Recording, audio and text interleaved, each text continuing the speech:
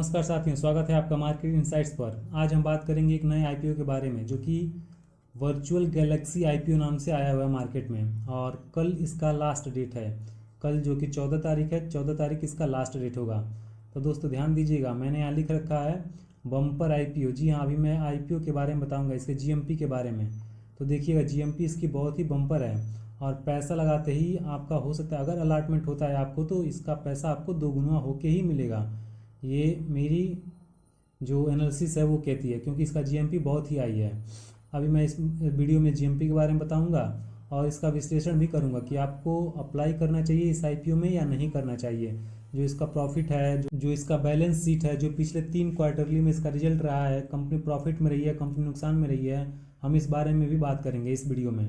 बने रहिए अंत तक मेरे इस वीडियो में, और अंत में मैं बताऊंगा कि कंपनी का जीएमपी कितना है और कंपनी के अभी तक सब्सक्रिप्शन कितने हो चुके हैं, यानी कि इस आईपीओ में अभी तक कुल मिला के कितने गुने सब्सक्रिप्शन हो चुके हैं, हम इस बारे में भी बात करेंगे। दोस्तों अगर बात कर लें कि कंपनी की जो आईपीओ है ओपन डेट क्या थी, तो 9 मई को ये ओपन हुआ था, जबकि इसकी क्लोजिंग डेट होगी वो 14 मई को होगी, यानी कि कल। आईपीओ साइज़ की बात कर लें तो 93.29 करोड़ इसका आईपीओ का साइज़ था।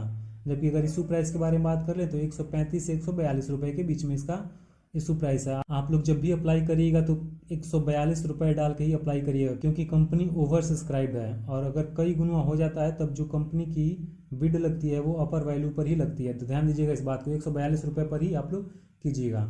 अगर बात कर लें कि एक लॉट में आपको कितने रुपए देने पड़ेंगे, तो 1000 शेयर्स का एक लॉट आ रहा है दोस्तों। तो 142 रुपये और इंटू 1000, 1,42,000 रुपये आपको देने पड़ेंगे एक लॉट के लिए। ये जनरली एसएमई आईपीओ है दोस्तों। तो एसएमई आईपीओ में आपको 1.5 लाख के करीब भी देना पड़ता है। 1.5 लाख की कंपनी अपना मार्जिन लेके चलती है, ये सेबी का रूल भी है। तो 1,42,000 आपको देना पड़ेगा। और अगर बात कर लें अलाटमेंट की, तो अलाटमेंट होगा 15 तारीख को, यानी कि 14 तारीख इसका लास्ट डेट है और 15 तारीख को अलाटमेंट हो जाएगा, जबकि 19 तारीख को इसका लिस्टिंग हो जाएगा।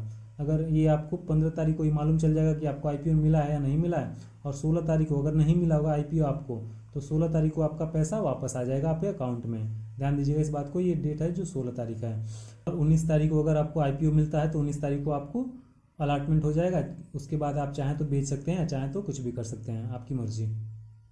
बात कर लें दोस्तों कि कंपनी काम क्या करती है। कंपनी की इतनी अगर हाई वैल्यू जीएमपी चल रही है तो कंपनी काम क्या करती है। तो दोस्तों अगर कंपनी के बारे में बात करें तो कंपनी जो एक सॉफ्टवेयर कंपनी है, जो कि बैंकिंग सेक्टर में जितने भी सॉफ्टवेयर की ज़रूरत पड़ती है कंपनी इसको सर्विस प्रोवाइड करती है। यहाँ लिखा भी होगा, एक बैंकिंग सॉफ्टवेयर समाधान सेवाएं प्रदान करती है, यानी कि बैंकिंग सेक्टर में जितने भी सॉफ्टवेयर चाहिए होता है, बैंकिंग सेक्टर के लोग इनसे संपर्क करते हैं और बैंकिंग सेक्टर के लिए ये अपनी सॉफ्टवेयर बना के उनको सेवाएं प्रदान करती है।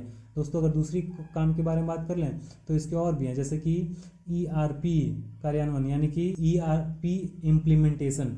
अगर ईआरपी की दोस्तों को बात कर लें तो ये कुछ ऐसा है जैसे कि कंपनी चलाने के लिए जो जो भी टूल्स या प्रोसेस की ज़रूरत पड़ती है, उसके लिए जो कंपनी प्रोवाइड करती है उसी को हम ईआरपी कहते हैं। जो सिस्टम प्रोवाइड करता है उसी को हम ईआरपी कहते हैं। तो कंपनी जो ईआरपी इम्प्लीमेंटेशन करवाती है, आईटी के लिए समाधान खोजती है, और वीएफएसआई कंपनी है दोस्तों, ये तो आप जानते हैं, उसके लिए आईटी सेवाएं प्रदान करती है, जबकि अनुकूलित सॉफ्टवेयर समाधान विकास इसका भी काम है इसके लिए। और ई गवर्नेंस डोमेन जैसी सॉफ्टवेयर सेवाएं भी प्रदान करती है।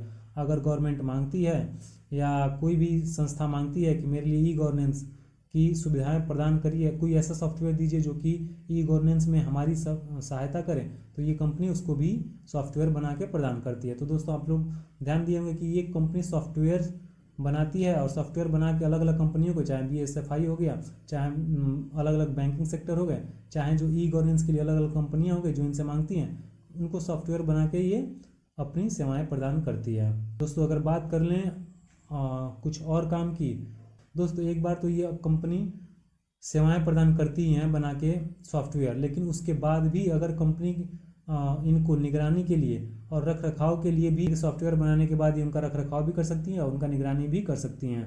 ये भी कंपनी के जो काम है उसमें भी आते हैं। और जो कंपनी का जो मेन रेवेन्यू है वो तो सॉफ्टवेयर बनाने के साथ ही आता है, जबकि ये एक्स्ट्रा रेवेन्यू यहाँ से जनरेट करती हैं।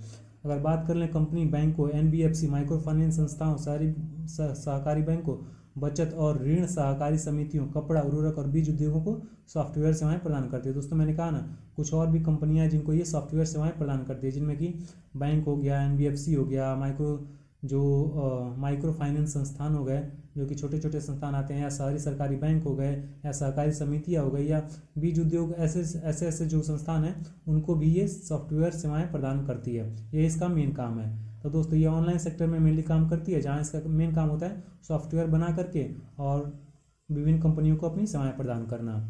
आगे बात कर लें कि इसका जो फाइनेंस रिकॉर्ड रहा है, यानी कि जो कि कंपनी की जो फाइनेंशियल ग्रोथ रही है वो कैसी रही है। तो दोस्तों अगर बात कर लें 31 मार्च 2022, 31 मार्च 2023, 31 मार्च 2024, कंपनी ने अपने DHRP में 3 सालों का जो इन्फॉर्मेशन है वो दिया है, जिसमें कि अगर 2022 के बारे में बात कर लें तो एसेट था इनके पास 67 करोड़, 23 में 84 करोड़ और 2024 में 116 करोड़ का एसेट इनके पास है।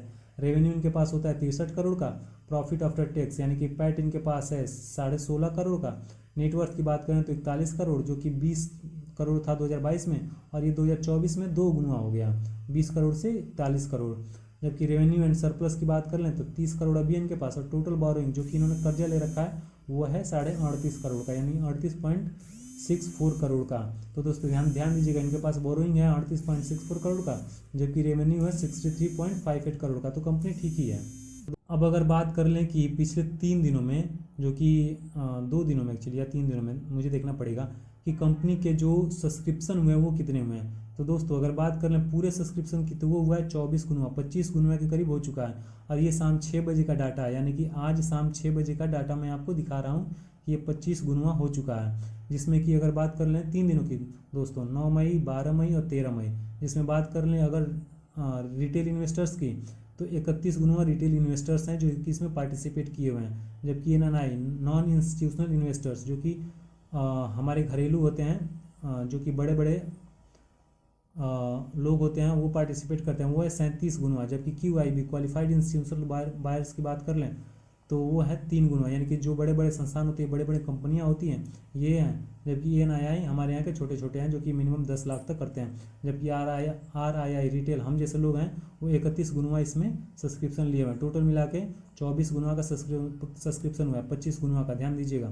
तो अभी के लिए जो हालात हैं वो 25 लोगों में 1 लोगों को मिलेगा। हालांकि कल जो कि लास्ट डेट है उसमें हो सकता है कि इससे बहुत ज़्यादा हो जाए, हो सकता है 70 गुना, 80 गुना भी इसका सब्सक्रिप्शन चला जाए। तो इस बात को ध्यान में रखिएगा।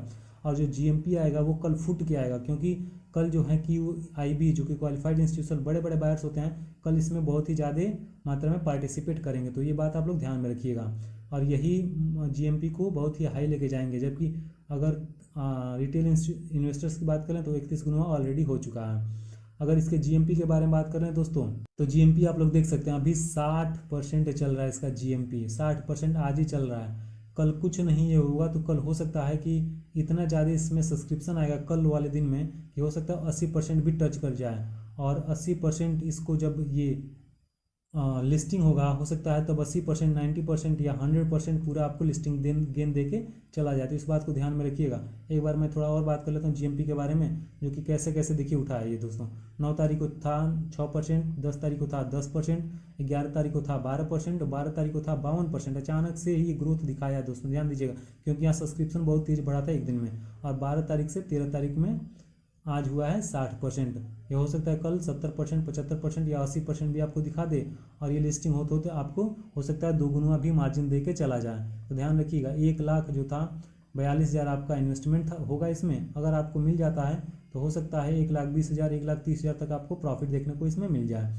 और जो इसका GMP चल रहा है वो चल रहा है अभी 84 रुपये चल रहा है। और जैसा कि मैंने बताया IPO की जो प्राइसिंग है वो है 142 रुपये। तो 142 और 84, ये हो सकता है कल आपको 100+ देखने को मिल जाए। और इसीलिए मैं कह रहा हूँ कि हो सकता है, ये ज़्यादा चांसेस हैं कि जब भी आपको लिस्टिंग मिलेगी वो मिनिमम 2 गुना मिलने के चांसेस हैं। अगर नहीं भी मिलेगी तो आपको 80%, 90% तो मिल ही जाएंगे। तो यही थी आज की जानकारी दोस्तों GMP के बारे में और इस कंपनी के बारे में। उम्मीद है कि आपको ये वीडियो पसंद आया होगा। अगर पसंद आया तो लाइक कीजिएगा और मेरे चैनल को सब्सक्राइब कीजिएगा। धन्यवाद दोस्तों।